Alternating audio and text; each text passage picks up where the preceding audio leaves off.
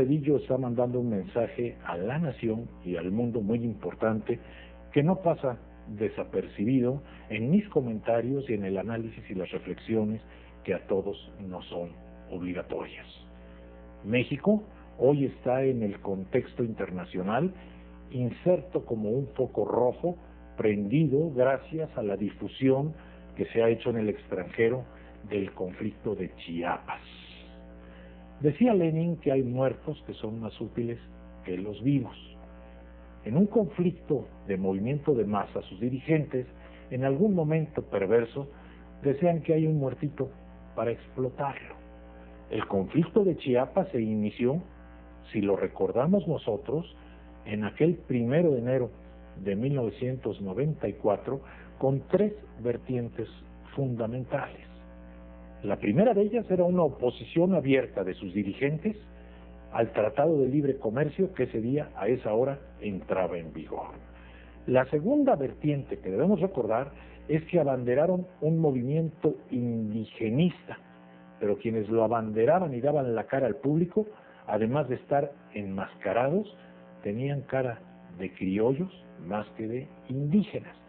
Sin embargo, los reclamos de los indígenas de la región no son cuestionados por nadie. Quienes conocemos el estado de Chiapas sabemos del retraso tan grande que viven sus comunidades y además de la explotación brutal que tienen los indígenas de manera ancestral. Podríamos hablar de la colonia y tal vez desde antes de la colonia. Y el tercer punto fundamental de aquella declaración del 1 de enero de 1994 fue que el autodenominado Ejército Zapatista de Liberación Nacional le declaró la guerra al ejército mexicano. De repente se nos olvida este hecho y dejaron pintas, hay videos, yo tengo videos originales de ello, señalando nos vemos en Rancho Nuevo, Rancho Viejo, donde estaba el cuartel militar, y ahí por sorpresa atacaron al ejército y dejaron un número aún no definido, pero sí cuantioso, de soldados muertos. Lo demás es historia. Yo recuerdo haber estado en la zona de guerra aproximadamente entre el 9 y el 10 de enero de 1994. Y recuerdo, voy a ver si puedo pasar unas imágenes aquí todavía inéditas, de un ejército mexicano nervioso, tenso, preparado para la guerra, con trincheras, con ametralladoras, con retenes militares en la carretera y en la ciudad, que estaban en ese momento a la defensiva, sin saber de qué tamaño sería el problema el cual estaban enfrentando.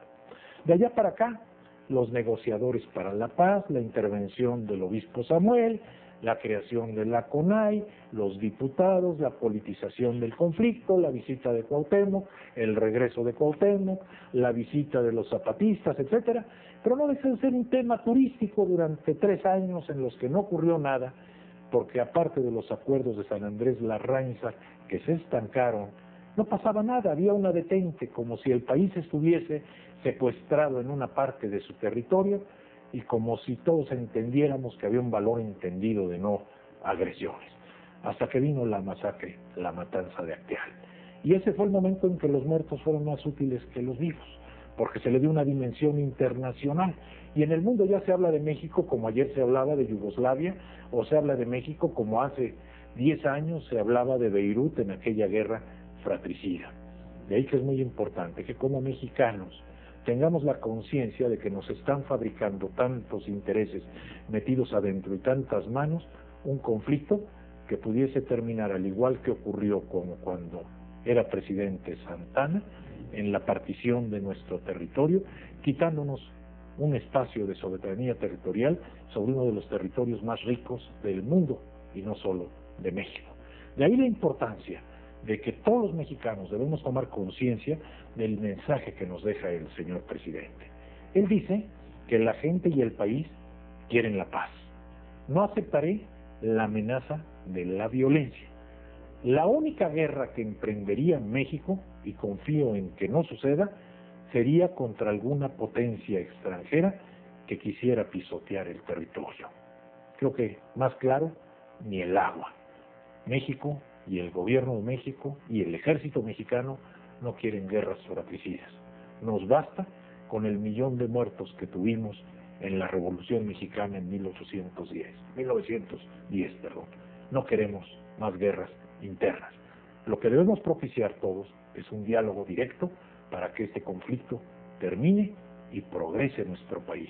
Porque lo que ha traído como consecuencia el conflicto de Chiapas ha sido más miseria, más pobreza y más rezago en Chiapas y en todo el país.